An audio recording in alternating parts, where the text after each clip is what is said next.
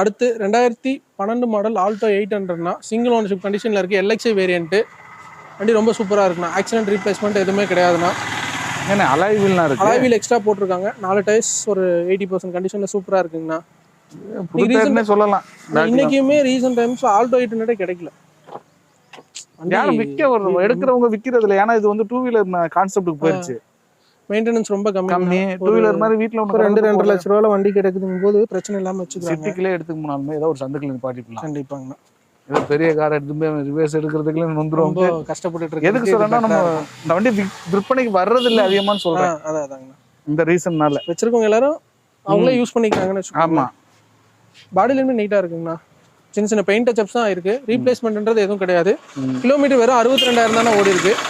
Single ஓனர்ஷிப்ல இருக்கு. இந்த வண்டிக்கு கேட்கக்கூடிய இதுவுமே customer park and sell vehicle தானே. கேட்கக்கூடிய பிரைஸ் வந்து 2,45,000 கேட்குறாங்க. ஃபிக்ஸ்ட் இல்லைனா நேரில் வாங்க நெகோஷியபிள் பண்ணி எடுத்துக்கலாம். லோன் ஆப்ஷன் பொறுத்த மட்டும் ஒரு 1,000 ரூபா லோன் ஆப்ஷன் பண்ணி தர முடியுங்கண்ணா.